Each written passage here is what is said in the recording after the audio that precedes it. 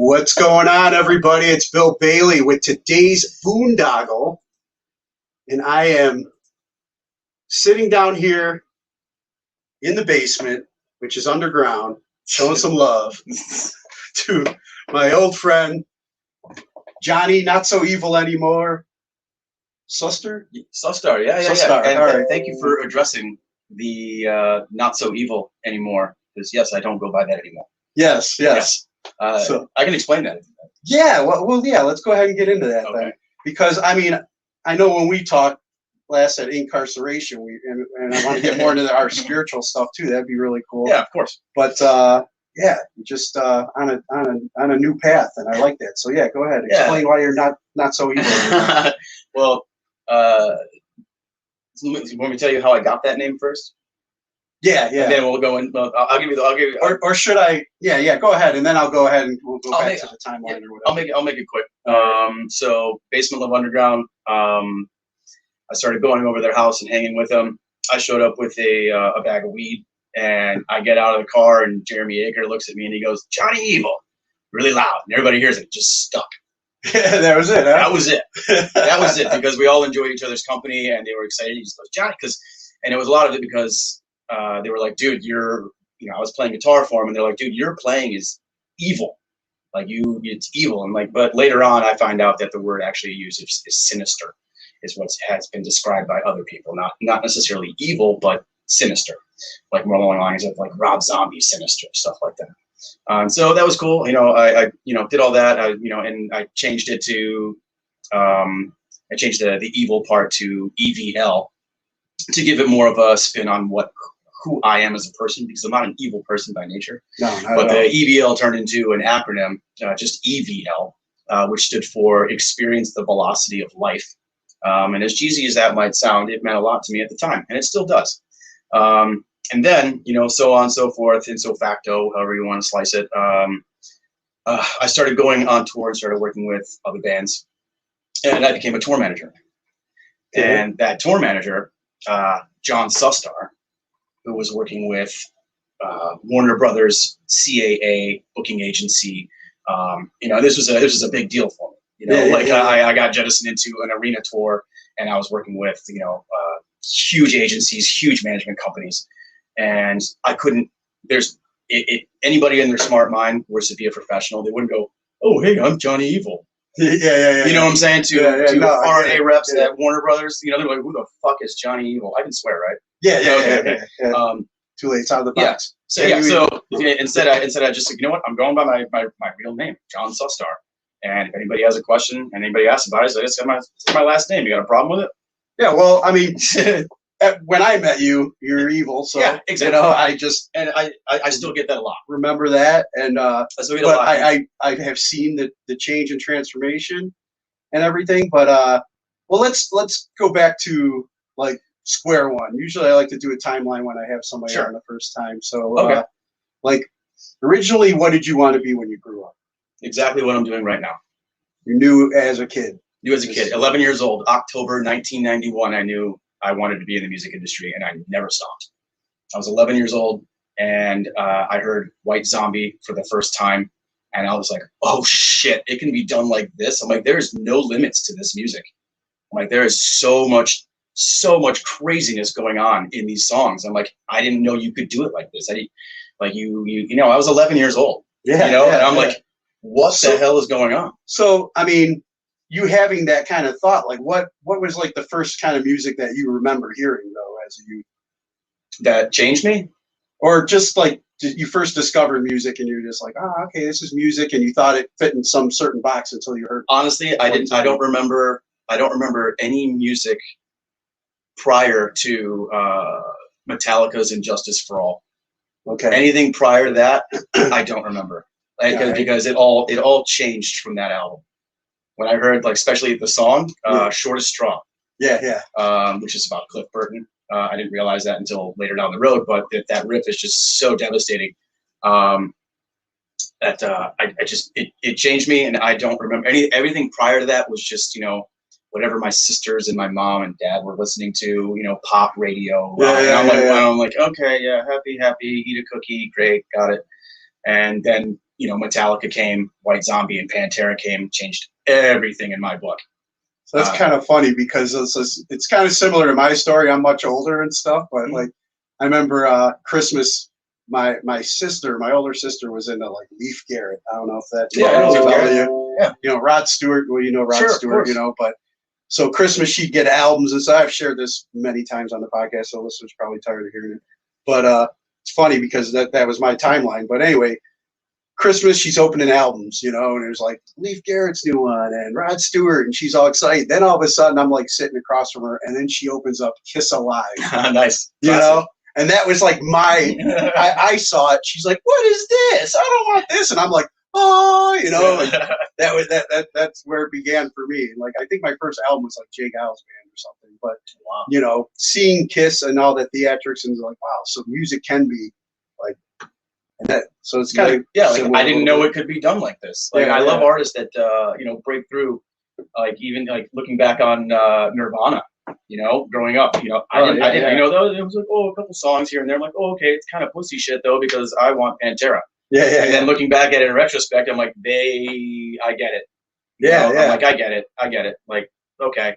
They say grunge killed like metal for a little while or whatever, but there's a whole explanation for that because there was a whole study done about how Nirvana turned into like alternative rock, which turned into basically a new metal and stuff like that. And it started getting more emo and started getting more like talking about emotional things. And the bottom line is that when you look at the giant demographic of people, they don't want to hear about how you were abused as a child. They don't want to hear negative shit. They just want to hear poppy, life is great. Life trying is to escape their problems. Yeah, trying to escape their problems where these musicians are reminded of them. Exactly. Yeah, nailed it. Absolutely. Yeah. And your general demographic of mainstream people don't want to hear that shit. So that's why rap and hip hop kind of took over.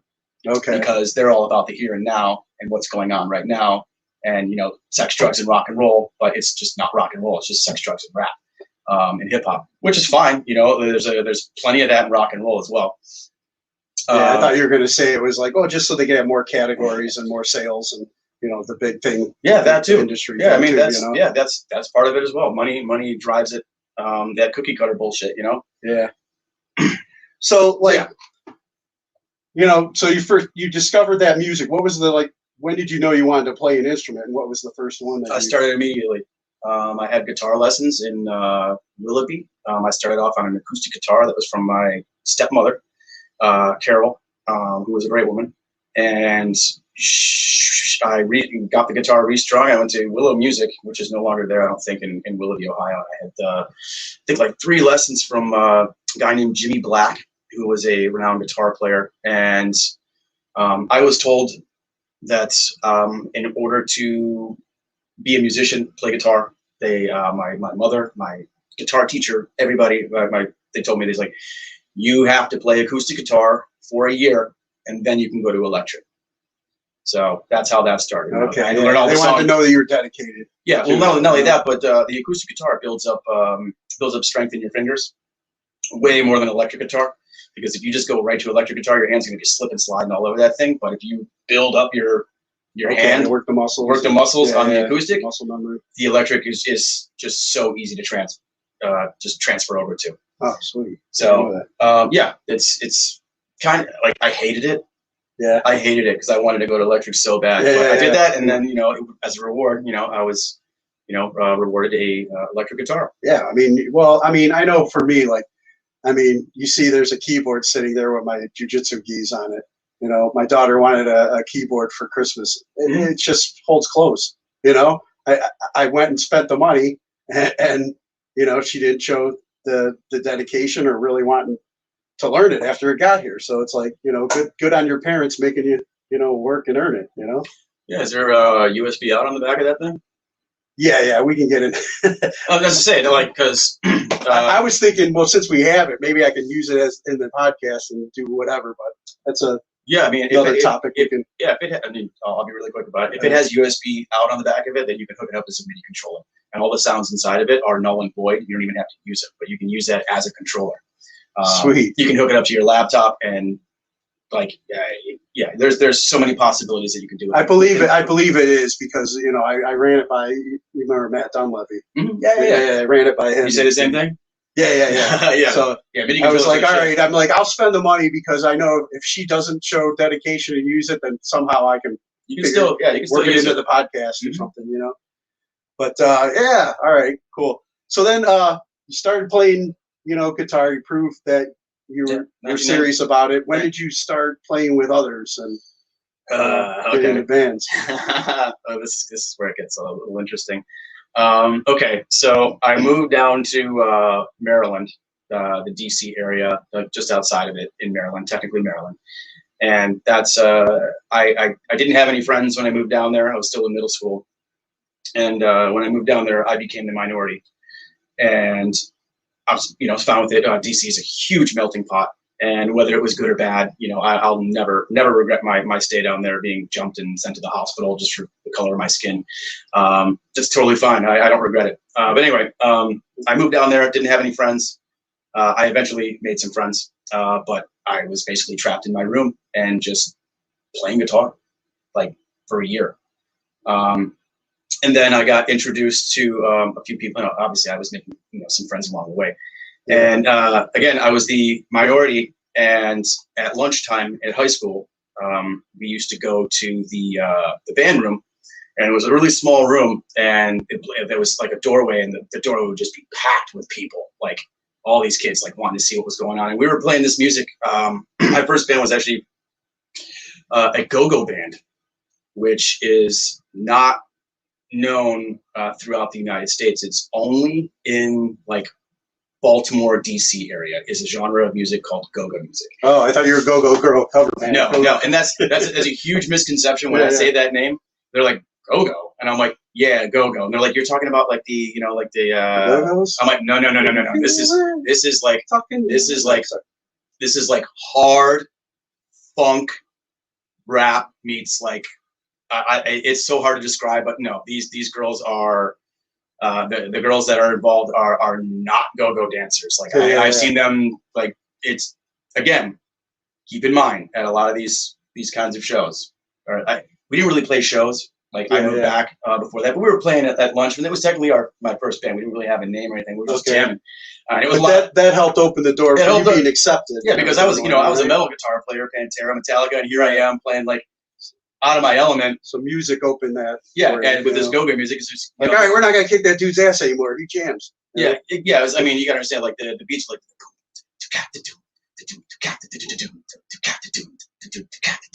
like it's really groovy. Yeah. Like you can't help but to nod. You're like, oh my god, this is so devastatingly awesome. And here I am playing these stupid guitar riffs, and they loved it. But yeah, okay. So there was go-go dancers that were there, but again, these girls, I've seen them like stick drumsticks where they don't belong. Oh, okay. It's that kind of show. Oh, okay. It's very, very seductive. Oh, okay. Yeah, there's a lot of wild like shit. Mushroomhead took notes from early. Yeah, kind of. Yeah, a little bit. It's pretty wild stuff. And it's definitely out there. And I can't believe that was my first group that I was in. That is, what a way to break in. Yeah, and then I moved back to Cleveland and started a band called Methane with some good people, some good friends. And that's how that happened. That's definitely my first band. Okay, and now was this high school then? Yeah, this is still high school. I wasn't even out of high school yet. And where'd you go again? I went to 3 different high schools. I went to John F. Kennedy in Silver Spring, Maryland, and then I came back for half a semester and went to Willoughby South. Hated it, and then I finished out at Willoughby Tech Vocational School for Precision Machining. Hated it. Okay. But then during that time in high school is when Methane came to be. Yeah, I think I was sophomore. Yeah, I don't even think I was a senior yet. Or you guys were playing out. Yeah, we were playing out. We were playing with like Crypt Kicker, By Accident. Okay, yeah. We were at the Odeon with the Mountain Dew High School Rock Off, more like the Mountain Don't High School Rock Off. And then after Methane, is that when you went into Basement Love? That's when Basement Love Underground happened, was after Methane. And then how'd that connection happen? Just through venues and shows? Oh, how did that connection happen? Let's see. How did that happen? Like I remember everything around it, but how that connection actually happened, I think I might have. Yeah, because I mean, I think I might have went out to. Who did I know? How did I get plugged into that? Yeah, was it through Taco or Jeremy? Yeah. Man, I don't remember. I don't remember how that actually linked up. I just know it linked up. Just know he ended up becoming Johnny Evil. Yeah. Yeah, I remember I went over there with my cousin Dave, and my cousin Dave and myself were both really great guitar players at the time, and they were looking for a guitar player, and we both went over there and both auditioned for XSLSD. Oh yeah, which was before Basement Love Underground. Okay, yeah, I remember. And then they picked me, even though Dave was my cousin Dave was a far superior technical guitar player. He just didn't have the angst, the anger behind his playing. Okay. At least that's what I was told. And then those guys used to all live together too, didn't you? Yeah, we all lived in the same house for a while. Yeah, it was. I mean, it grew into, like a big family affair. And we always talk about, they're like, man, we should have had a TV show. We should have had a TV show back then. Oh, like a reality TV show, House of Blue. Oh my God, it would have been so great. It was so much crazy shit that went on in that house, but it was great. It was all good vibes up until the end. It was just incredible. One of the greatest experiences of my life, actually, in as far as like bands are concerned. Yeah, because that's when I met you. And it was all great vibes, right? Yeah, I love hanging out with you guys. And you guys put up with me, so it was good deal. You put on some good shows together, and I could always count on you guys. So it was a good time, man. Then so during that, what time period then was it when you started getting into like producing and learning all the other parts of it? So I was a guitar player, and I was like, okay, I'm a guitar player, great. I'll do some backup vocals, great, okay. And then when I got into Basement Love Underground, we had all this equipment at our disposal in the basement, which you've been there. We had, we all lived in the same house. We had the studio in the basement, and I was challenged by the programmer, Matt Myers. Oh, I remember Matt. Yeah, he called me. He kept trying to push me and call me a guitar F. I don't want to say that word. I've been called it a million times, even though I'm not gay. So he kept calling me that, and I kept calling him a push button bitch. And so I said, all right, dude, here's what's going to happen. And I'm like, I'm done with you. I'm done with you. I'm going to learn your job, like, and we don't need you anymore. That's exactly what I said. Yeah. I said, I'm like, rather than kicking your ass, which I know I can do, I'm like, I'm going to kick your ass with music. So I'm going to give you 1 month to learn guitar, and I want you to come to me in a month with a song where you play guitar. And I'm going to come, and I'm going to come learn your gig and learn how to program within a month. And I want to see what you got. So a month goes by, and I go, what do you got? He goes, oh, dude, I got nothing. I'm like, well, I got 2 songs already that are ready to rock. So what do I need you for? And I'm like, he's like, well, I'm like, then shut the fuck up. I'm like, you call me that one more time, I'm going to smack the taste out of your mouth, dude. And that was like, you were all, I mean, obviously that was motivation and stuff, but you were all self-taught. Yeah, don't challenge me. Any freaking, back then, I don't think that, I mean, there might have been YouTube, but you weren't like, you just had to learn on your own, basically. Yeah, it's like, it can't hurt. Yeah. It can't hurt to learn. And then it just kind of spawned, and I was like, this is really easy, actually. Like, this came really natural to me. And I just kind of took it and went, just ran with it. From there, just ran with it, man. I was like, this is so fun to do. It's so easy. And I'm like, this is great. I remember you put together my dollar bill wrestling intro music for me. I think that was up in the attic or whatever. The one place you guys were living at. Went from the basement to the attic. That's when you knew you were moving on up. Oh, yeah. Then we moved to Chicago after that. Oh, yeah. Yeah, I remember that. Yeah, so, let's talk about Chicago then, because I forgot about all that stuff. All right, so yeah, with Basement Love Underground, there was a kind of a fork in the road with a couple members, and Jeremy, the singer, got an opportunity, and he was about to be a father and stuff like that. So in that respect, and he had a job opportunity to move to Chicago and become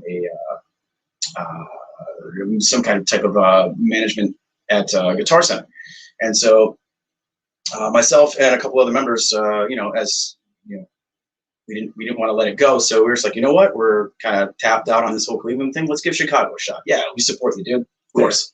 And a couple of us moved out there, and we interchanged a couple new members while we were out there. All good times.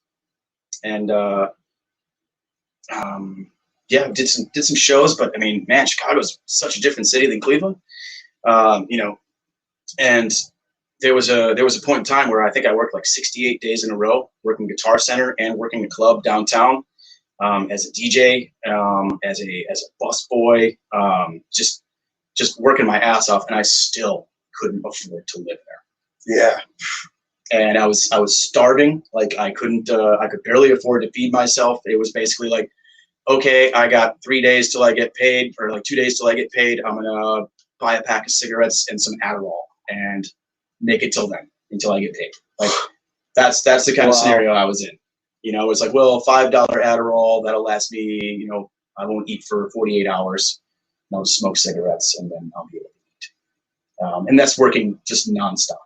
Like, that's how expensive it is up there. And, I was coming from, zero. I didn't have anything when I went there. I just went there and just tried to make it happen. I remember I went to boot camp out in Great Lakes out there. And then when we got like leave to go into town, I remember that there's this place called Medusa's. Mm-hmm. I don't know, was it still in existence when you were out there? It was like it sounds familiar. Fucking trippy club, like where they had DJ dancing and friggin' like levels of like makeout rooms. Was there friggin' like dominatrix type? Yeah, was there two of them? Was there like multiple Medusas? There might have been. This was one I was at, and this was like I'm 18 years old, just out of boot camp. Mm-hmm. Walking around, and it was quite a trip. But I remember and I visited Chicago since, but it's one of those places where it's just like, man, nice to visit, but I wouldn't want to live there. It'd be kind of like LA and Manhattan. And stuff yeah. Very like, similar. Great to visit, but there's no way I'd want to live here. Food's great. Yeah. People are assholes. Kind of. That's just their nature. And I realized that, when I moved out there, I realized the mentality. And I'm like, okay, so I have to be an asshole to get your respect. Great. Yeah, I remember actually when I took my daughters on a cross-country trip to Idaho, it was like driving. You notice it just driving on the highway. And Chicago's got like 4 or 5 lanes, mm-hmm. When you go through the city. And everybody still needs to own each one and drive like complete assholes. So when I get past Chicago and I started getting to like just the 2-lane highways and the plains and the prairies and all that, everybody was nice. And if they saw I was in a hurry, they got out of the way. They knew I was getting to my destination. It was just, you leave Chicago and then you see what America's really about. And I love that, man. Yeah, those big cities, man. Like, I don't know how people do it. Like, I can see why, the crime is so high and, the kill rate out there. It's interesting. I ran a show last night and I was talking to the headlining band last night. The band was called Bystander. Shout out to Bystander. Great guys. They're from Portland, Oregon. And we were talking last night. I was talking to the guitar player and he's like, oh, Portland, this. I'm like, dude, you have McMinimans out there. You have Edgefield and Troutdale, McMinimans. I'm like, Ruby's Spa. Like, it's a hotel resort that's out there. I'm like, dude, I love Portland. I've found that there a million times. I'm like, Hawthorne Theater. I go there all the time. And he's like, yeah. It used to be cool. But he's like, since COVID, he's like, my car has gotten stolen. My apartment's gotten broken into. He's like, we have to go. He's like, that city is not what it used to be. Oh, I read horror stories about the Antifa and all that stuff. Yeah, he didn't there was no he wasn't directing it and anything. He just basically said since the pandemic. And I'm like, okay, I think I get it. Talking about Chaz and which was Seattle and stuff like that, which is their neighboring. But state. It's very similar. He's like, friends in Homeland Security that tell me it's just like, dude, it's ridiculous. Yeah, he's like, after and nobody talks about it unless you see it. Yeah, he was just like, it's not the city that you remember. He's like, it's changing. He's like, I love. We were in Lakewood at the Foundry, and he was just like, I love this city. I'm like, yeah. I'm like, this is actually very similar to that same street I was just referring to in Portland. He's like, but you go a couple blocks that way, you're not gonna want to go down there. Yeah. I'm like, but here to the left, you're fine. Yeah. So then Chicago doesn't work out. You come back home, and that was pretty much it with No, it wasn't necessarily that it didn't work out.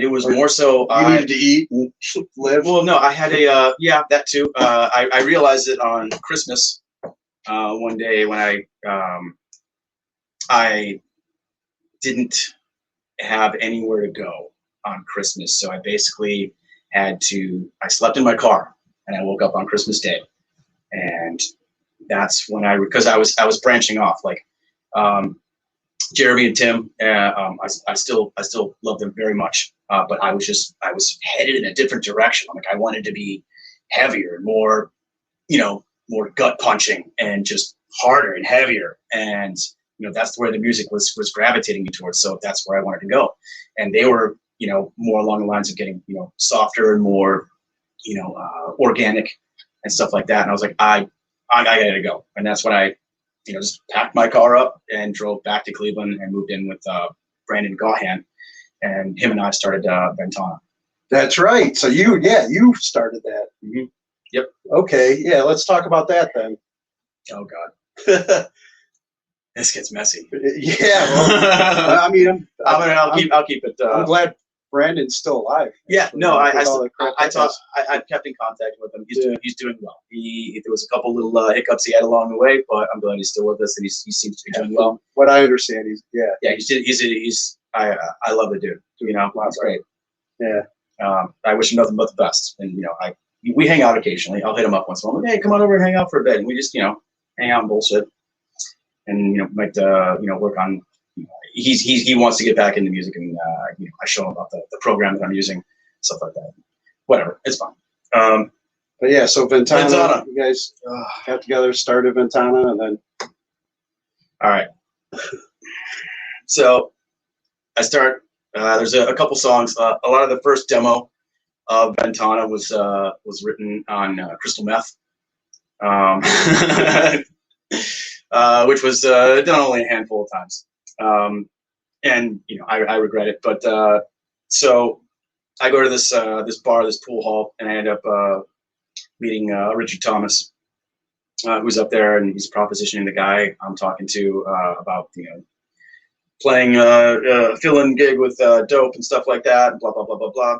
And I end up hitting it off with Rick, and we exchanged numbers, and I hit him up, and I was like, yeah, come on over. I want to play some stuff, and I started describing it to him. It's right up his alley, and he's like, yeah, this is great. He's like, I would love to see this live. And I'm like, yeah, you and me both. And then he calls me up, and he goes, hey, and was he already in Mushroom Head at the time? Oh yeah. He's been in Mushroom Head for some years now, and he was basically like, I want to see this live. He's like, I got Mushroom Head Halloween. He calls me up. He's like, I got Mushroom Head Halloween coming up. He's like, I want to put Ventana on it. And I go, it was your first live show. Huh? Yeah, first live show. And I go, no pressure. Yeah. And, most people would be like, oh, dude, I don't know. But the mentality of who I am, I said, fucking bring it. Yeah. And I didn't even have a band together. So I slapped a band together with people that I knew and found a practice space and put it together. And obviously Rick became a part of it as well. And, Dan Fox wasn't even the original drummer. It was a guy named Minkus. From the East Side, and we played our first show and ended up swapping out some people after that. But yeah, we did it. We did it, even though there was a thunderstorm going on and it fried my head during the set. That sucked, but luckily I have digital output on my guitar, so I was able to just parlay it right into. Oh, you're talking about your guitar head. I was like, yeah, my guitar head. Fried? My head, yeah, the thunderstorm fried my head. Like I'm like, oh my god, this could not get any worse. No. Yeah, that was that was a handful of times, yeah, we were partying like crazy back then, dude. Like it was just nonstop. But yeah, it was mainly weed and alcohol. But yeah, we had death wishes. We were young. We thought we were invincible. You were still evil. Yeah, still evil. Playing beer pong with Southern Comfort rather than beer. Oh, geez. Yeah, I remember some like hotel parties with some of you guys after. Exactly. And I don't know. You were there? Yeah, I don't remember any of it. I went to a few when I should have been home, like with a new baby and being a dad and all that stuff. I was quite an idiot back then myself, so no, I can understand. But so Ventana is still a thing, but you're no longer a part of it. Like, what kind of? All right. Let's see. It's how do I Just knew you were going in the other direction with the whole. Okay. How do I say this without pissing people off? That's the thing. Okay. So I have to look at this. I have to look at this in retrospect and understand that there are certain entities in the Cleveland area that spawned other people that have a certain business sense that I don't like. They have a certain way of going about things that is not me. Where basically, oh, well, you don't like it? Well, we're just going to throw another mask on a monkey and have them take your job. Okay, yeah. Get what I'm saying? Smell what you're cooking, right? Yeah. Yeah. So I'm trying to yeah. Okay, say it without saying it, Yeah. And I'm not about that, I'm about, like I came from Basement Love Underground and Methane, and we were all family-oriented bands. Mm-hmm. We loved each other. We were a band, a fucking rubber band, holds us together. And that's not the way they like to operate. And I was like, but I didn't want to. I was trying to grasp onto my baby, like, and hold on to it and not let it go. But there was just like, never let it go, man. Yeah, as soon as the show flyer went out saying Ventana featuring members of, that's when I lost all control of that band. Mm-hmm. That's when it became, well, the people aren't coming in the door because of you; they're coming in because of that name. Yeah. So therefore, it's my way or the highway. Very fascist, if you ask me. Yeah, that's exactly what my way or the highway. Fascist assholes. So, and I again couldn't deal with it. And I kept coming back and trying to help because I didn't want to abandon it. I didn't want to abandon all the hard work that I put into that. And raise your kid, and then you're putting it up for adoption. Exactly. Yes. I couldn't just walk away from it and I think I was maybe taken advantage of a little bit when it came to that because they knew it was my baby and they don't have the passion that I did for the music. It's just basically it's kind of a scam. Mm-hmm. Where to me it's not a scam. Like this is my life. Like this is what I do. This is what's keeping me alive. I don't do this. You might you take this away from me. Like if I can't write music, I told this to a couple people. I'm like, if I can't find music, you're gonna find me in the street with an AR-15 just fucking taking people out because I don't have my outlet. Yeah. Like, I need my outlet. Like I can go to painting, which I love painting. Painting's very fun. Shout out to Bob Ross. Happy little trees. Everyone needs a friend. But and I don't like saying that. I don't like saying the whole down the street with an AR-15 thing. That's terrible. But that's how strong. That's the evil coming. Yeah, that's how strongly I feel about it. I haven't been doing this and gone through all my trials and tribulations to not still love it. Well, and like everything happened kind of for a reason. It's part of your journey. I think where you're at today is definitely much better in the music world. Yeah, after turning my back on that whole situation that we were just talking about, it took me an extra 10 years of networking and touring to meet the right people. Yeah, and then how did that happen? Because didn't you join Team Mushroomhead as a sound person for a little while? Yeah, I did. I started off as guitar tech and monitor engineer, and then I have no remorse about this. I'm just gonna fucking say it. Their front of house engineer was terrible. Oh yeah. Great at patching and technical stuff and stuff like that. Terrible at front of house. So on my birthday, I was in Pennsylvania. And I went back to Skinny and I said, I was like, hey, Skinny, you know what I want for my birthday? He said, what's that, John? And I go, I want to mix Mushroomhead front of house for my birthday. And I did. He said, okay. He's like, you're on. So I mixed him. And then he told me, he's like, you're on for the rest of the tour at front of house. Mm-hmm.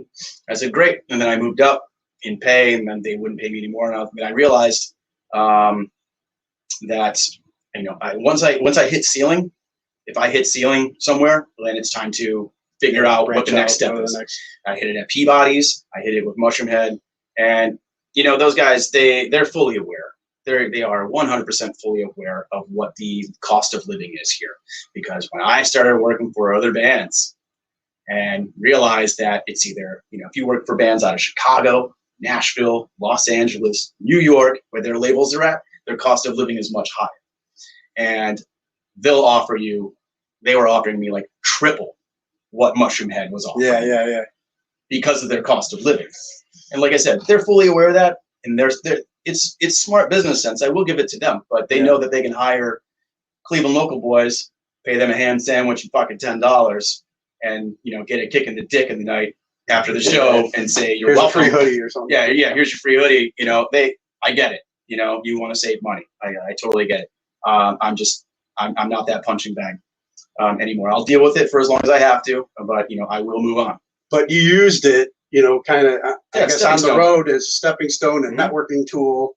Yep. And everything, which is definitely, you know, smart on your end. You already saw down the line, like, okay, this isn't where I'm going to be staying. Yeah, it's going to use it. If they're going to use me, so to speak, I'm going to use them for. It's so weird how it happens, because like on that, there was a Jägermeister head-to-head tour with Mushroom Head and Head PE, and I think like a week and a half left of that tour.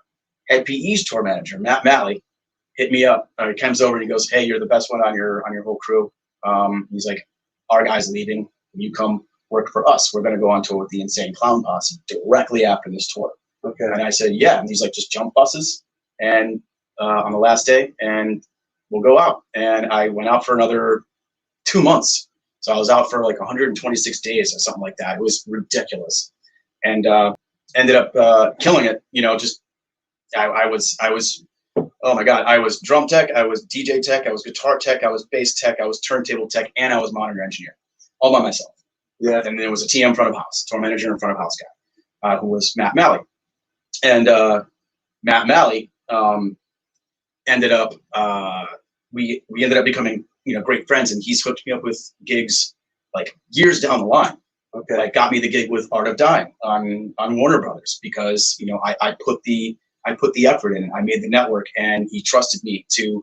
Not only can you do your job, but you also have a good personality, easy to work with, and they know how hard of our. That's actually that's actually 50% of touring is your personality. Yeah. Can you live, like, it's called a touring personality? Can you live in close quarters with 10, 12 people, 15 people, whatever, for a month on end? And you know, how's your hygiene around there? You know, it's kind of like the military. Yeah, it's very like the military, because I know me and my buddy Static have talked about this. You know, the comparisons to touring in a band. I mean, you guys are able to get away with a lot more than we are, but still, you know, you got to be able to get used to smelling everybody's ass. Yeah, we talk in military terms as well. You know, copy that. You know, all that kind of stuff. You know, over the radio. So. Yeah, it's like I'll come back and I'll start talking like that. You know, some people are like, "Oh yeah, copy that," and they'll be like, "You're in the military?" I'm like, "No, no, not that respectful. Sorry." But so then, you know, you go out with Head PE, and you have this good relationship with Matt. Like, and he got me the Tiger Army gig as well.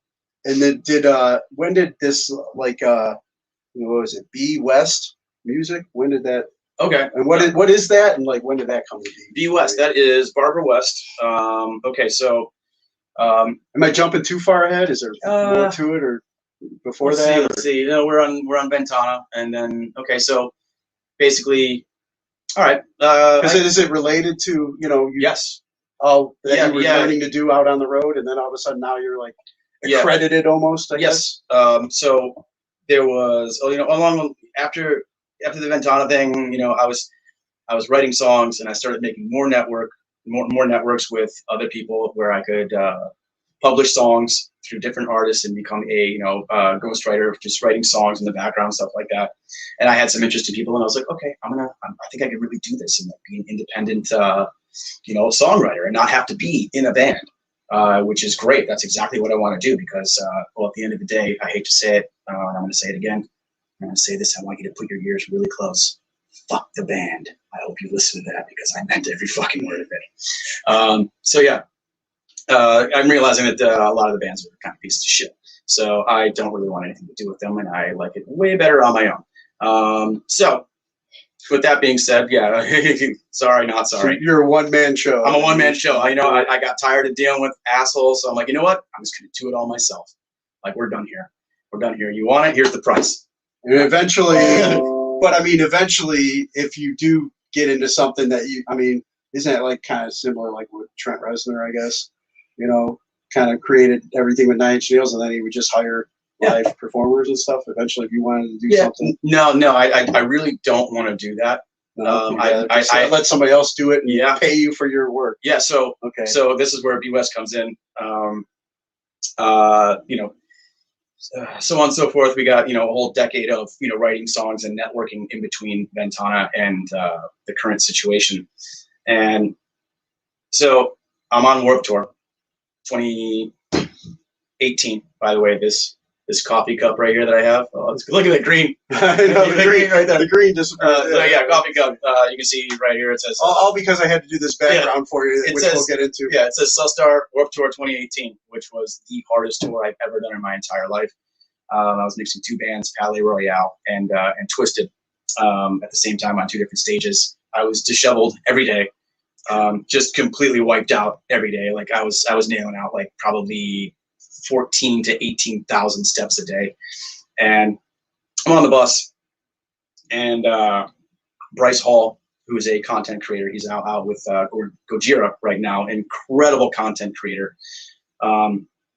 He comes on the bus because he works with Twizted as well. He also works with Motionless and White. He works with a bunch of bands. Like he's done Slipknot, like everybody, dude. He's incredible. I'm not going to get into his story, but he's a great person. So he comes up on the bus, and I'm sitting on the Twizted bus like this with my hands over my face. I'm the only one up there, and I'm just like, oh, come on, you got a couple more weeks, dude. Couple more weeks, let's, just kind of talking to myself, giving myself a little pep talk in my head. Yeah. And Bryce comes up on the bus, and he goes, "Hey, Sussy." And by the way, that's kind of the new nickname. A lot of people call me Sussy because I can get a little attitude sometimes. They're like, "Oh, he's getting sussy." And I'm okay with that. Sussy. Yeah, I'm okay with that. And he goes, "Hey, just had a conversation about you." And I'm like, "Oh, fuck, what now?" And he goes, "I just got done talking to Chris Motionless about you." And I'm like, "Yeah." And he goes, "He needs some production help with the next album that he's going to be doing. He needs songs." And he's like, "I told him to talk to you." I'm like, "You did what?" And I'm like, "Holy shit!" And so he's like, "I leave tour." He's like, "I'm leaving this tour within the week." He's like, "You're going to have to be, going to have to go approach him and set up the meeting." And so I went and I approached him. We hit it right off, and I said, "Hey, you want some production stuff?" He's like, "Yeah, come by the bus later." I went by the bus later, this little Bluetooth speaker, and went in the back and started, playing him stuff that was essentially going to be either, Ventana songs or 17 Dead songs, which was a private project, audio visual project with Eric Hess. That you're gonna have to get into. I don't even know if you know that project that I was doing. It rings a bell now that you mentioned it. Yeah. So yeah, I had to pull that project down in order to because I was becoming a songwriter, and I was like, I want to pull these songs down because I own them, and I want to put them on as published songs amongst other artists, because the role I want to get into now is collecting royalties and publishing. That's the big boy neck. That's the next big boy step, and that's what I have to do. And this was an opportunity that was on my porch, and I had to take it. So I ended up, Chris ended up saying 110%. He's like, "Let's do this." And I'm like, and I said, "Great." I'm like, he's like, "I got a couple questions for you." He's like, "One," he's like, "Do you work well with others?" And I go, "Yeah, man, as long as they keep up with me." I'm like, "Because I work fast and I work hard." And he's like, "Great answer." Good. And I'm like, once I stop, dude, I'm like, I don't stop. If I got a song idea, I'm like, I won't stop. Only stop when I'm sleeping. Yeah, exactly. Yeah, exactly. So, then he goes, number two, he's like, "How you want to get paid for this?" And I go, he's like, "Because this is definitely happening." And I'm like, "Wow, we're going there." He's like, "I gotta know." He's like, how do I, how I can plan my next chain of events, on how to take care of you. And I go, "Dude," I'm like, "if you're going there already, I know you're serious." I got borderline tears in my eyes while I'm saying this. And I'm like trying to hold him back because I'm like, oh my God, I'm getting a yes. 30 years of no's, and I finally get a yes. from this you guy. gotta keep your poker face Yeah, on. and he could tell. He could tell. He could see the passion, and everything that was going through my head at the time. And I think he really connected with it. And I go, look, man, I'm like, your standard writers publishing deal that you give your other writers is fine. Other than that, let's get to fucking work. And he's like, fucking love it, dude. And so afterwards, he flew out to Cleveland a couple times, and we worked on songs at my place. And then he flew me out to LA, and we finished a couple of them. And so that's great. Album comes out, and I think I know what I'm doing, right?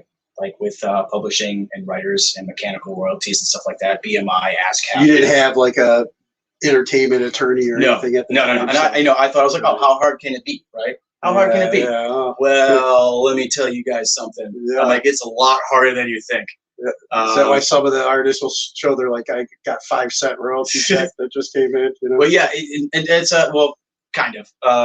It has to do. The past experiences that I had, I didn't even realize that I signed up for ASCAP in the past. Okay. And then with this new thing with Motionless and White, I had to sign up. I signed up for BMI. These are two pro organizations, PROs, and you can only be signed up to one. So I'm on the road with Tiger Army, barely sleeping, and barely sleeping, and I start getting these emails. Saying basically there's a dispute going on, and I'm like, well, I'm trying to respond to these emails while I'm being a tour manager in front of house engineer and barely sleeping for this band, and I'm like, oh my god, I'm like, I don't know what's going on. Like, what kind of dispute? Like, what's going on? I thought I did this right. And so Mike Fasano, the drummer of Tiger Army, who was also the drummer of Warrant, he was in the band Tiger Army, and great guy. I cannot thank him enough. We were sitting down at Tim Hortons, and I'm like, dude, I have like dispute issues going on. He's got the experience. And he's an LA guy, like renowned Los Angeles drummer. And he's like, let me introduce you to Barbara West. She's my manager. She takes care of me. And she's like, this is exactly what she does. She streamlines people's royalties and publishing, and she makes sure they're all taken care of. Any contracts that come through, she revises them. She's protection. Okay. And I said, oh my God, please set me up with her. And so he did. And I told her, she's like, oh, she looked into me a little bit. My first conversation with her, she's great. She goes, John, she goes, nice to meet you. I'm Barbara. She's like, 3 questions for you. 1, do you smoke pot? And I go, yeah. She goes, great, me too. She goes, number 2, she's like, do you believe in aliens? And I go, extraterrestrial beings? Yeah, sure, absolutely. She goes, great, me too. She goes, gotta get her on the podcast. Yeah, and no, she's incredible. And what was the 3rd question? She's, I think, is the Earth flat? No. And she goes, because apparently, after researching into who you are and what you've done, she's like, in 2009. You must have smoked a lot of weed and got abducted by aliens and signed up for ASCAP and forgot about it because you're signed up to 2 pro organizations and you can't do that. She's like, if we don't rectify this situation now, she's like, you're going to hold up the royalties and publishing for the entire band and label. So I'm like, oh my God, what do you need to get this situated? And I'm like, I will wire you like $2,000 right now to like just as a retainer. She's like, no. She's like, I'll pay you at the end. She's like, don't worry about it. She's like, I'm going to take you on. And I'm like, oh my God, I can't thank you enough, because I was dealing with tour managing in front of house and all this stuff in the background. And it was just driving me crazy. But once I got her, I'm like, oh, just a breath of fresh air. So they're both, ASCAP, I know nothing about any of this stuff. Mm-hmm. And BMI was the other one. They're both kind of the same. They do the same things, but you can't. They're both, it's like Coke and Pepsi. Okay. Basically consider it like that. That's the easiest way to put it. So she got me out of ASCAP, and there's the whole thing with like, you can once you're in a pro organization, you can only get out on certain dates, and you have like a 48-hour window or a 72-hour window where you're if not, then you're in for another quarter. You got to wait another quarter. So it was super detrimental that we cut this off on this certain date, because if not, like the more we prolong this, the more problems might arise, and I can't have that. I cannot have the band I just started working for on Roadrunner fucking Records going, what happened? John Sustar's all screwed up. Well, we're not working with him again. Yeah. That can't happen. That's why I was like, whatever you need to take care of this, this is important to me. This is like the most important thing in my entire life going on right now. I'm like, it needs to get taken care of. I don't care how. I don't care how much it costs me. You can empty out my bank account. I don't care. This needs to get taken care of. And it did. And she did a great job. And she ended up getting me hooked up with Blue Water Publishing out of Nashville, because ASCAP and BMI will only collect your royalties in publishing within the United States. In order to collect, say, in Japan or England, South America, you have to have a publishing deal with an outside publishing company that has the licenses in order to collect said royalties. And publishing, they go through them. Like if your song gets put in a movie, they got to go to your publishing company and go, oh, okay, you're the publishing company, great. We're going to award, John Sustar this much money because we're paying this much, blah, blah, blah. And so facto, the money gets ciphered back down to me. But she got me the publishing deal as well out of Nashville. And then she's is the Nashville, then did that take over for BMI or whatever? Or no, BMI is still in effect. So you can do the BMI, the one for the United States, and then there's another one that does the rest of it. Yes, so it collects throughout the entire world. All right. And like they even said, they're like, if someone's doing a cover song in their pajamas of your song, and they have 25,000 views on it, and they put it on YouTube, that publishing company will find it, and they will get your money out of those 25,000 views. Oh shit! They are gangsters, dude.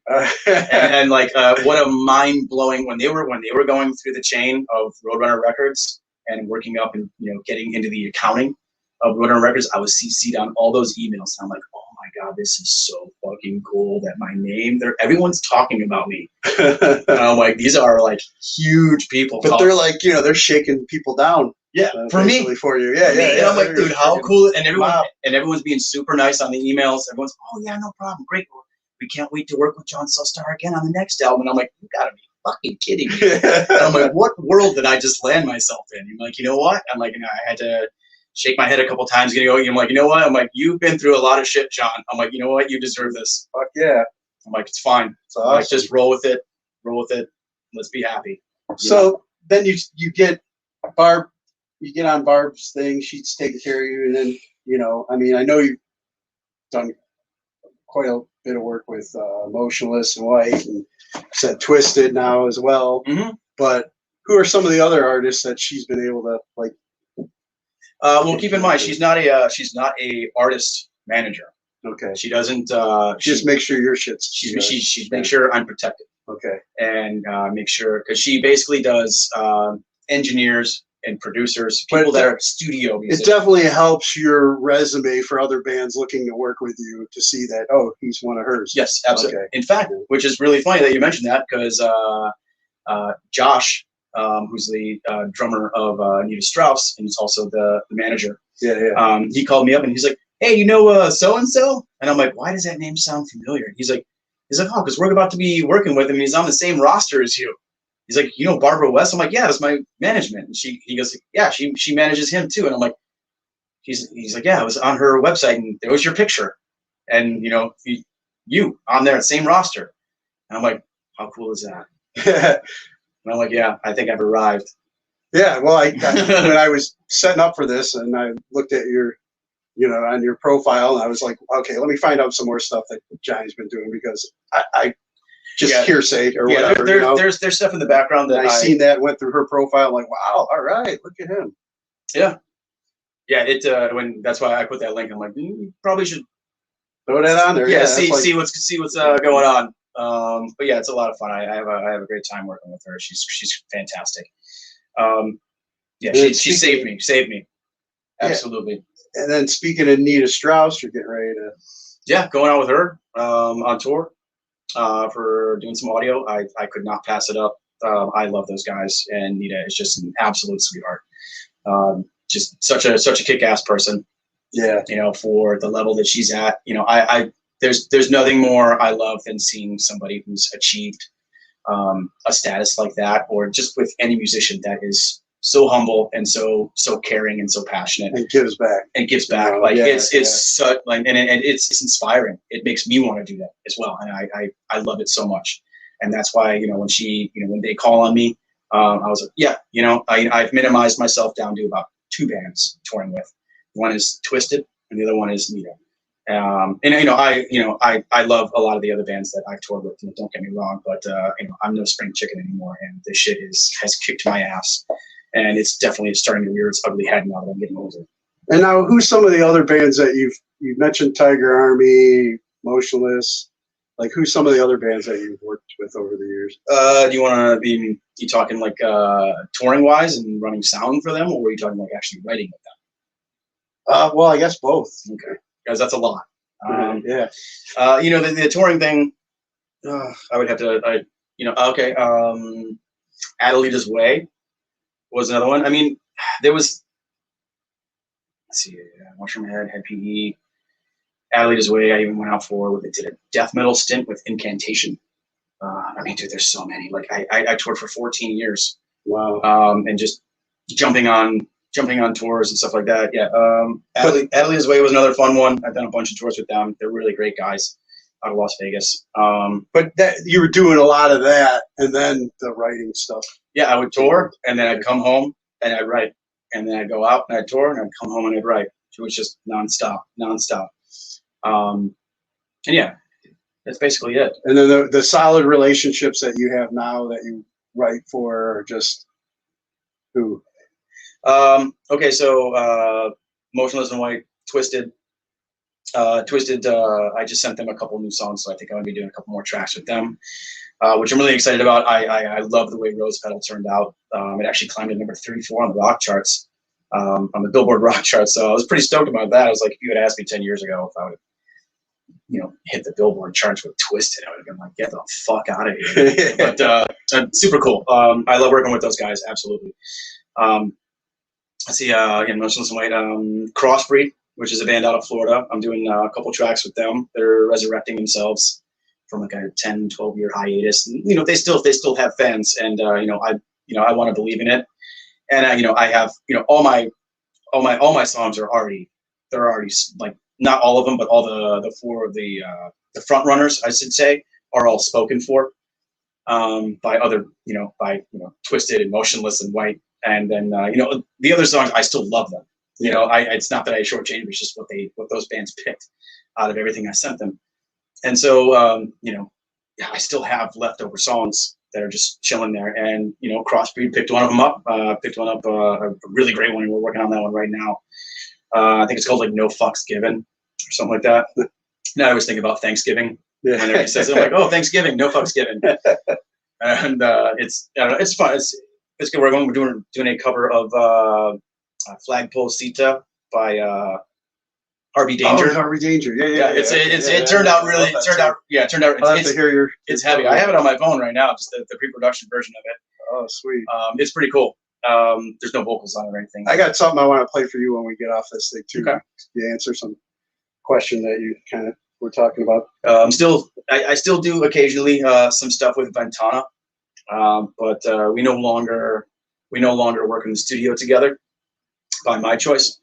I said I will we've done a lot of mending to our relationship with Richard and myself, and we've worked pretty hard on to get our relationship back on as friends and stuff like that. And he's done some things and made good on promises. And so I'm like, okay.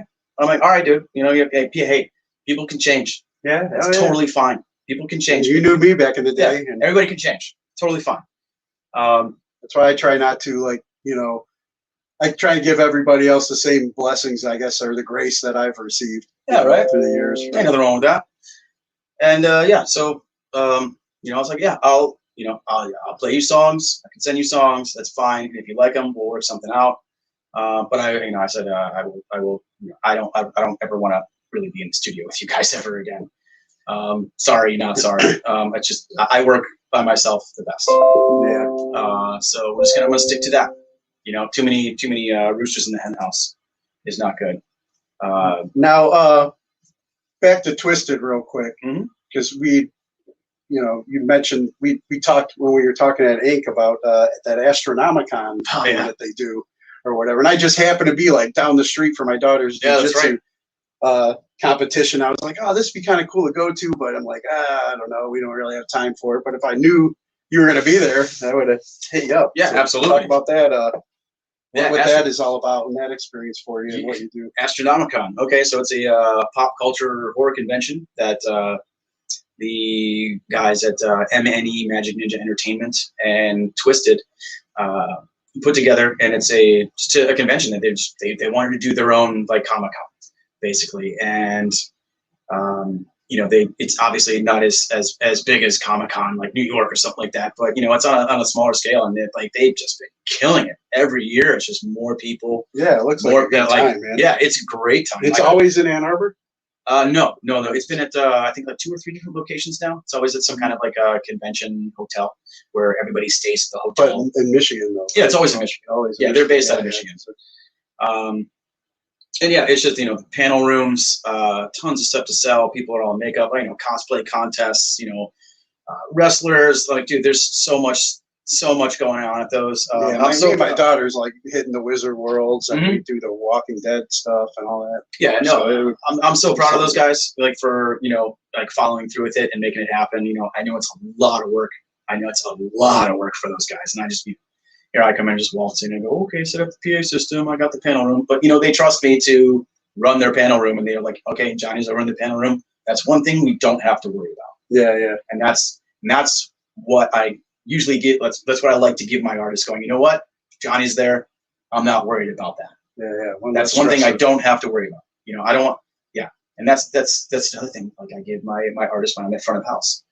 I give them that confidence. It's very psychological. You don't even realize it. How psychological audio is, like running front of house and for your band. If you give the band members confidence, they're gonna play better. Then they can focus on what they need to focus on. Yeah, they're not focusing on like, oh, is my mix all screwed up out front? Like it's the guy doing out front. It's fucked up again. Like, no, dude, I got your back. And they play better, which in turn makes my job easier. Because they're playing better. Yeah, meet me halfway. Less knobs for you to think. Yeah, they're doing what they're doing. You play better. I'm gonna take you the rest of the way. Meet me halfway. I'll take you the rest of the way. Nice. Yeah. All right. Twizted Astronomicon. So yeah, man, that sounds like a pretty cool thing, man. Hopefully, next one maybe I'll hit you up and come see you. Yeah, they'll do it again. I there's no reason for them not to do another one. I think they already announced it. Yeah. I already know the date because they're going. Twizted is going out with. They're doing the last 2 weeks of the Static X tour next year in 2022, and then following that, they're doing another 2 weeks of headlining. And then when we're done with that, it immediately goes into Astronomicon. I think 4 or 5. I can't remember if they've done 4 or 5. Or I think they're on 4 or they're on 5. Whatever. Yeah. They're doing an Astronomicon, which lands on 4/20. Nice. April 20th this year. So, and dude, in the panel room, it was outdoor this year. Dude, there was so much weed being smoked. Even Mick Foley. Mick Foley was up on the stage and he was doing the panel, and he was just like, he's like, oh my God. He's like, there's just waves of weed smoke going on out here.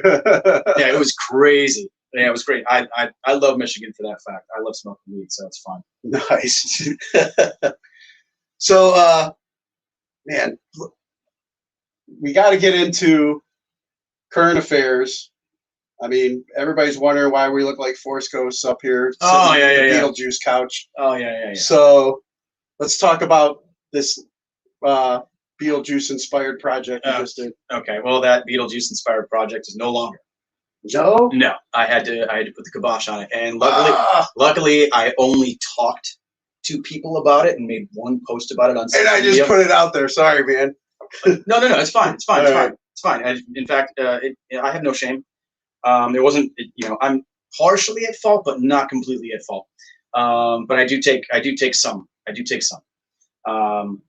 Because I'd be an asshole if I didn't. So I did the song. I had this song, and I was inspired by the movie Beetlejuice. It was called Saturn Sandworms, and it was great. The song was done. I said, "Oh, I'm gonna track this. I'm gonna do some vocals on it. I have a feeling. I got a pretty good feeling about it. So I did that. Did a rough draft. I was like, I think this actually could be pretty good. And then I met this director, who was a a filmographer as well, and we hit it off. And he was a new guy, I'd never met him before, and I was like, you know what, I might want to do a music video. I'm not entirely sure. Let me go record this song and see what's up. So I went out to Noah Buchanan's at Mercenary Studio, which is where I bring all my projects, my personal projects, to go mix and finish with him, because he's absolutely fantastic and I love working with him. Shout out to Noah Buchanan, Mercenary Studios. So we go out there and I'm like, this is great. I'm like, I think I really like this. And I'm like, I'm going to send it out to a couple different people that I know and trust.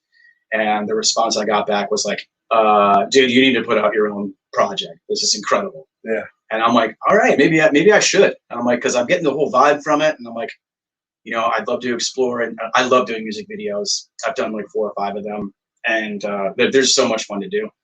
I love seeing like the final, like, gluing of the audio and the visual together. So we planned this whole video. I'm like, yeah, we're gonna go through with it. And I came up with a name. I got everything situated on my part, for the launch, and we ended up, getting more and more people involved, and we got a bigger camera crew, this and that, and it ended up going up to like 20 people. Yeah, I ended up seeing like the pictures and stuff. Yeah, the pictures look great in it, and I was like, man, damn, I want to be in the next one. Yeah, the pictures, they look great. They look great, but you got to understand the way. Okay, so it was bad enough that our CGI guy, like we had a scene where we had CGI going on, and he couldn't do it. Like, we were already a week past my release date. I had an entire launch planned. Like, you have to a setup for the launch. Okay, 2 weeks prior, release a trailer, and then so on and so forth, and like leak images and stuff like that up until your release date, and build up your launch. I didn't get anything, nothing. And the trailer I got, I was like, this is cool, this is fun, but I'm like, what am I supposed to do with this? Like, this is not basically. And then when I saw the final, I said, I'm like, all right, this is what I explained to the director, and I'm like, dude, I still love you. You're still my friend. And I'm like, but this was shot the wrong way. This was shot like a sitcom. This was shot like a movie, not like a music video. All that fancy equipment that you had, I'm like, we should have never used it. Everything should have been on a handheld camera, on a handheld. Like, and follow me around, like walk me down the hall, rather than me walking down the hall, where it's just still. I'm like, because the still images, I concentrate too much on the flaws, and there's way too many. It needs to be more movement, more pop, more flash. I'm like, this is a music video. This is not a sitcom. We're not filming Seinfeld here. Yeah. You know what I'm saying? So I'm like, that's where I ran into the problems. And I'm like, I don't like the angles. I don't like. I'm like, I like about 5% of this video, and I'm like, this video is making me hate my own song. Oh man. And I don't know if they understood the severity of where this video was going and whose hands it was being placed in. You know what I'm saying? Yeah. And I was like, this is going out to some serious people, and I cannot have this representing me. Yeah. I'm like, I've done, like I said, 4 or 5 music videos, and this is by far the worst out of all of them. Wow. And like, again, so I'm like, you know what? I'm like, you understand? I'm like, I'm a ghostwriter. I'm a songwriter. I can just take this song before it even hits your ears, pull it from the internet, and republish it with another band. Yeah. And I talked to Chris about it, Chris Motionless, and he's like, oh, dude, that totally sucks. He was going to share it. Like, he was going to put it out. Yeah. That's what I'm saying. Like, yeah. And, and amongst other people. And so I'm like, he's like, oh, dude, that really sucks. He's like, well, if you're not going to use it, he's like, I'd love to put it in the catalog for our next album. If it's still around. He's like, if you haven't found a home for it, he's like, maybe we can find a home for it in the Motionless camp. I said, great, done. So I'm like, I'm very fortunate that I'm at this place in my life where I'm able to do stuff like that. I'm able to parlay and make huge moves at just a blink of an eye and go, you know what? Not good enough. Pull it, go to someone else. Yeah. It's kind of a dick move, but at the same time, it's your art. Man. It's my art, and if it's not coming out how you want it and see it. Exactly. You're at the place now and confident enough too where you can speak up, because there's been so many times, where I mean, and the stupid fucking comedy shit that I try and produce and put out there is, not on the same level of what you're doing, but you know, a lot of times I just sit there and I don't say anything, and I'm just happy that something got done. Mm-hmm. But it's not. It gnaws at me that it's not what I really visualized or wanted. You know, but I'm just, you know, I shut up, and then I fucking hate myself and it later. You're at the place now where you're just like, dude, this is not what I want. And this is, yeah, you know, exactly. You can say that, and that's awesome. Yeah, no, you have to put your foot down sometimes and be like, you know, do I want this representing me? Me and Flo White just, you know, we've been doing all these like pandemic parodies and shit like that. I think I sent you a couple of things, and we ran into the same thing. We had this guy that, you know, thought he was like from New York, director, editor, blah blah blah, you know, to do our last video, and dude, just like he disappeared for a while. We couldn't get a hold of him. We had all our stock footage. We're waiting on something. And then what we ended up getting, like he took his own creative liberties on it. It wasn't what we asked for. And yeah, so I mean, just on our little level, I can understand the frustration and shit. Yeah, no, it's super frustrating. But you know, at the end of the day, you know, I had to. Here's how I explained this to the director, and I think this made him feel a little bit better because he was beating himself up about it. And you know, like I said, I'm like, dude, you're still my friend, and I'm like, you know, I'm at fault for this as well because you know, I've been director and performer in music videos before, and I put the trust. You should have came into the room with them, and sat with them. Yeah, I mean, we were put up against a lot of obstacles. We had a whole location change. There was a whole big mess, but you know, we tried to persevere through it. And the day of the shoot, everyone had a great time. Everyone was paid. You know, I paid everyone. I spent a couple $1,000s. Even Sasha.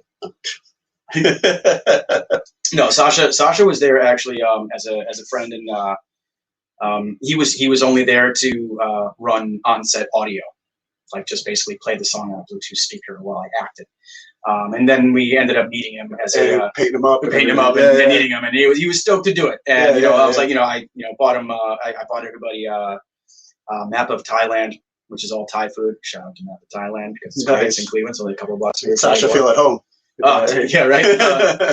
No, I love that place. Their pineapple fried rice, tofu pineapple fried rice is unparalleled. Like it's incredible.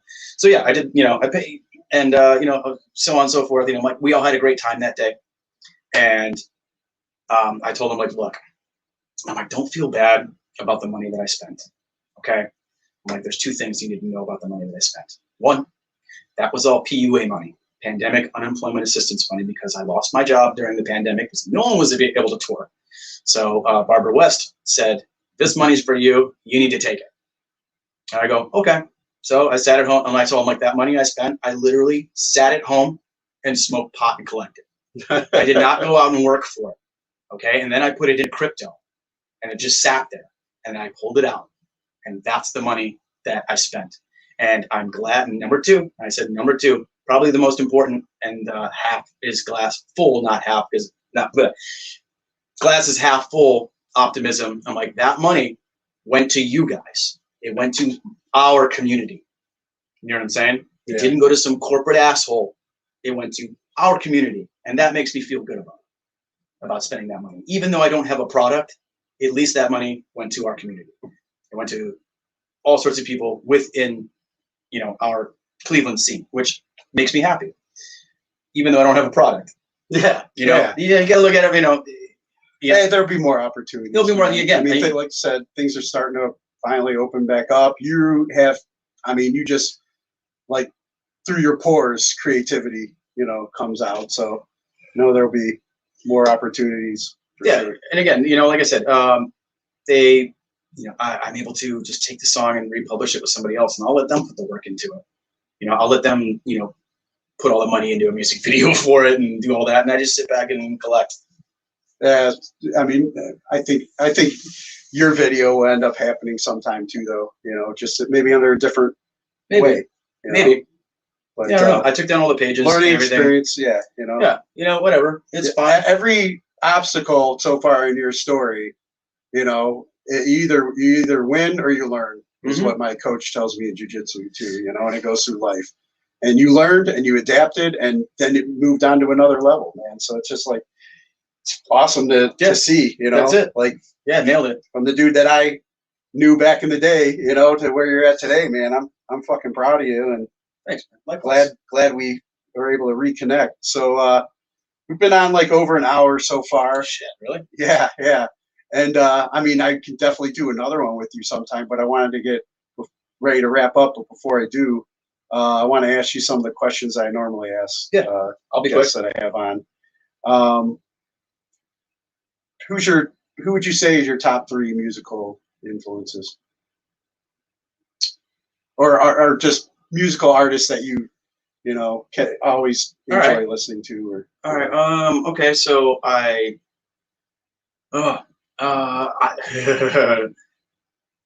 okay. So we're gonna start with. You don't have to mention your friends. No. Man. Okay. I'm gonna go 3 wild ones here. I'm gonna go White Zombie, obviously, which was a huge influence on me. Earth, Wind, and Fire, and Pink Floyd. Dude, Earth, Wind, and Fire, that is awesome. You know, I got to go see Earth, Wind, and Fire live with Larry from Peabody. Yeah, Thunderbird. Yeah, of course. Yeah, he took me because he was supposed to take his mom, and then she couldn't go, and then he's just like, "You want to go with me?" I'm like, "Fucking great time, loved it." I'm supposed to have him and some of the Peabody's guys on here soon. Yeah, the Earth, Wind, and Fire. Man, those guys are on a whole nother level of music, of just the way it makes you feel as soon as it comes on. Like, that's magic. It makes you feel. That's power. That is powerful. That is something. Oh man, it's such a great feeling. My hair is standing up on my arms just thinking about it, because it's such a powerful sound, and that speaks volumes to me. Even though it's not heavy metal or something like that, it's just the energy that comes out of those speakers, and just coming off from the band, you can feel it, and that inspires me. It's like, that's what inspires me to take major chord progressions and turn them into minor progressions just by changing a note from one octave to the next. And that's a great segue to my next question. What's a song that you feel has inspired you in life that's like a go-to whenever you're having like a rough time? You can always throw this one on. And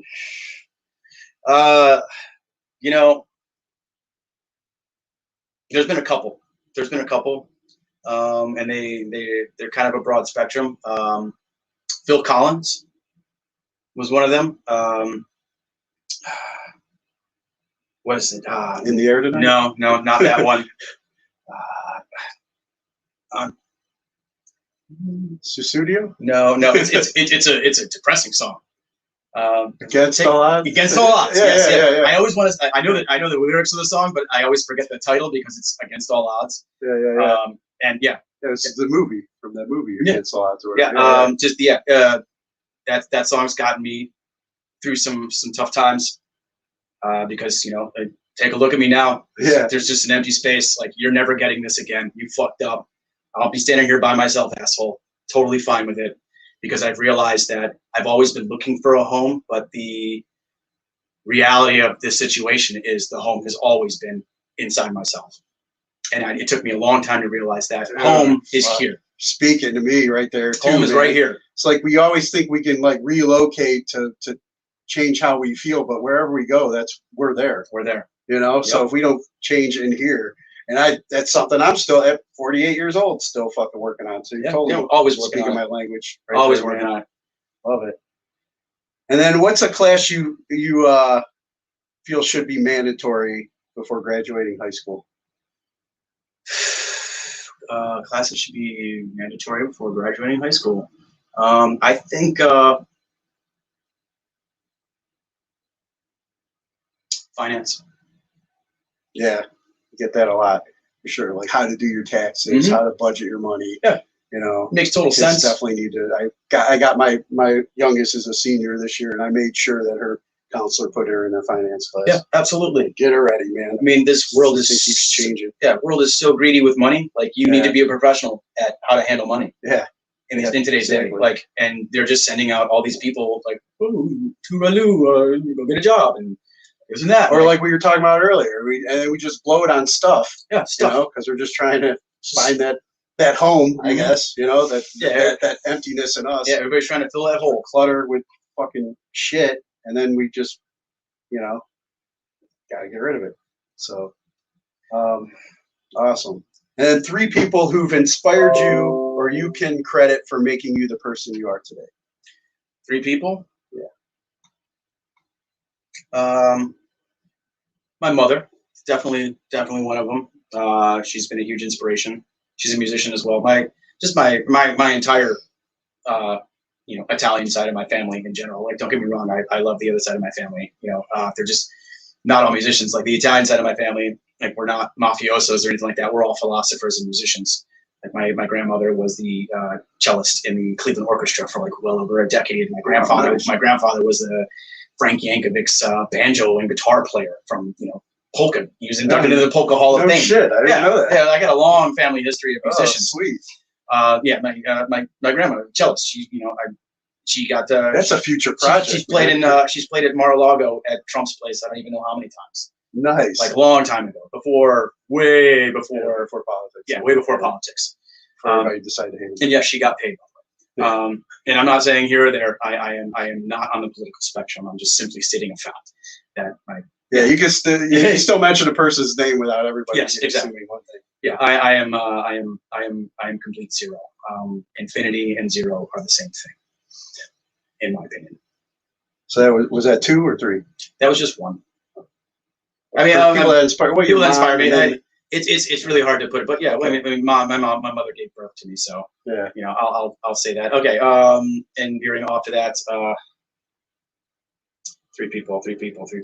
I've never thought about this. That have and that you can credit for making you who you are today. So I mean, along the journey, I'm sure there's been other people you've met that have helped guide you to where you're. Okay, so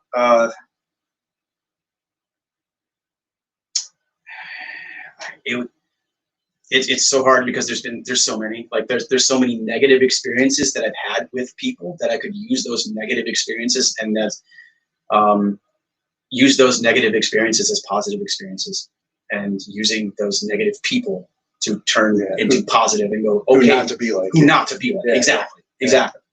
So, but at the same time, if I really don't like those people, do I want to give them credit? Yeah, probably not. You know what I'm saying? Yeah. Like, because I could think of a couple. I really like. No, I don't want to be like you, but you've inspired me to be a better person. Yeah. So I look at the other end of the spectrum, whereas my mother inspired me in a good way. You inspired me in a bad way to be good. Yeah, that's a tough one. Maybe I should just stick on the positive path. All right. I'll stick on the positive path. So Bryce Hall, who's a content creator who really stuck his neck out for me. Yeah. Sounds like was a huge inspiration because I met him when I was working for Blood on the Dance Floor a long time ago. Yeah, I can't believe I just said that. I thought I remember that, and I was gonna, but that's a whole nother podcast episode. Yeah, edit that one out. Keep in mind, I was just doing my job. I needed to work. So I met him through there, and he's Bryce. Just kept climbing the ranks, and he's like, dude, I didn't do that to, I didn't stick my neck out for you because I was expecting to gain something. But he's like, I did it because you've done it for me before. I stuck my neck out for him and got him, a merch gig and a content gig because I was like, this guy's great, and I wasn't expecting anything out of it. I was just doing it because I was just being a fucking human being. Yeah. And just being a compassionate human being. And he reciprocated that and did it for me. And changed my life by doing it, and didn't expect anything in return. Yeah. And I love him for that. Absolutely, I can 100% say that, and I will forever be in his debt because of that. And another one, probably Matt Malley, who I've mentioned as well, who was a TM front of house. Even though we don't necessarily see eye to eye on some things, but he was an inspiration to me and believed in me. And help me get the gigs, and I wouldn't, without the chain of Matt Malley, Head PE, through Art of Dying, through Tiger Army, I would have never met Mike Fasano, who got me Barbara West. Yeah, who saved your ass. Who saved my ass. Yeah. So I mean, there's there's rhyme to my reason on why I mention these people. Awesome. Yeah, and the people that inspired me to be a better person from being bad people, from being snakes, I won't give them a time of day. I won't even mention them. All right. Good. And then, is there any causes or organizations that you support and want to encourage others to look into? As far as organizations are concerned, No, after I've looked into a lot of organizations, a lot of them are kind of scams, and they don't give what they're supposed to be giving to what they're saying. Like if you donate, $1 at your grocery store, like I think like 15% actually goes to it or something like that. Yeah. And I'm just like, come on, what are you doing? They're like, oh, you got to pay for the advertising. It's a whole chain of command thing, and I'm just like, no. And like if you want to give something to somebody, like give it to them directly. Like, go whatever organization you believe in, give it to them directly. Do not give it to a third party and let it trickle down. And so your money, your $100 goes down to $5. Give it directly to somebody. And that's all I can really say about that. Whatever you're passionate about. I have nothing. I have nothing. I have nothing. Gotcha. Here's a question I like asking. It takes everybody back and brings up all kinds of. Am I going to start crying? I don't know. We'll see. Depends. What was your favorite toy as a child? Oh man, that's a good one. I'm gonna go ahead and say the original Michael Keaton Batmobile. Oh yeah, yeah, sweet. I think it was badass, man. Yeah, it was. Like it was so from the original not the original Batman movies, but the Tim Burton Batman movies. Yeah. I got that thing when I was a kid, man. I thought it was the coolest thing in the world. Yeah, so I played with that quite a bit. That and Ninja Turtles. Nice. Yeah, Ninja Turtles were a big one. G.I. Joe. But the Batmobile was my favorite. So rolling off of G.I. Joe, mm-hmm. Any message that you have for our military members currently serving overseas? First and foremost, thank you for putting yourself on the line like that. I hope that the music that you listen to inspires you to do your job the best that you can possibly do. And, because I know music is very big with the military over there. Oh, yeah. Helped me through my shit in my head when I was over there, Yeah. So, I mean, that's, keep your head on straight, hope they, come home safe, obviously. Both my grandfathers were in the military. They fought in both World War II. If they didn't come home, I wouldn't be here right now. So I have the utmost respect for our military. As long as the the powers that be there at the top are directing the military in the proper direction. You know what I'm saying? Yeah. But as far as the grunts are concerned, like hats off to you, man. Like I wish you nothing but the best. Awesome. Well, John, it's been great, man, doing this and catching up with you. And I know there's like so much other stuff that we can get into. So I mean, I'll have you back anytime, man. Yeah. No, we can talk about the frequencies and all the other stuff. Oh yeah, we got to get into frequencies before. But man, thanks a lot for your time. And like I said, man, I'm proud of how far you've come along, and I know that there's so much more in the future for you, man. Thanks, I appreciate that. Should have I got a single coming out next January or February with Motionless and White. The song's called Meltdown, and it'll melt your fucking face off. Awesome, man. Yeah, it's going to be devastating. And sure. The Crossbreed song coming out probably in the winter. Nice. So one last favor then, before I let you go. And like if anybody is curious, any of the listeners or want to learn more about you or check out some of the stuff that you're up to, is there anywhere you'd send them? Not really. Probably don't want a bunch of strangers following you on social media. No. I mean, if you want, John Sustar on Facebook and Sustar88 on Instagram. That's it. I'm very minimal with my social media anymore. Just because, and that's a whole nother story about like how I know what the internet is, because I was introduced to it at 11 years old, and I was on the front page of the Washington Post. I was on national television in front of the board of directors. We were a beta testing school for IMAX and the internet when I was in middle school. Wow. And so I know what it's all about. A bunch of kids getting a hold of their own internet at 11, 12 years old, and then getting, of course, what do 11, 12-year-old boys when they have access to internet and be able to send each other pictures? And of course we're sending booby pictures and porn pictures. Yeah. And we got caught, and they told us, don't bother lying to us because we saw everything. If you hit spacebar, we saw it. And I go, And this was 1992, my man. Wow, yeah. So imagine what they can do now. Oh, yeah, I exactly. hope you are paying attention if you are listening to this. Everything is recorded. Yep. Everything. So that's why if you see me post on those social media sites, they're very PC, very just streamlined. This is what I'm doing. Great. This isn't, it's not a cooking show. I'm going to show you what I cooked. Great. Congratulations. You fed yourself. Don't care. It's just my bar on being impressed is a lot higher than some people. Nice. So I don't mean that in an egotistical way. I just, I see some stuff as just being, it's like, oh, did you get the internet for the first time? Is this your first year on the internet? Oh, okay. This is not a diary. It's not your journal. Okay, I don't want to see this shit. Like, I don't care.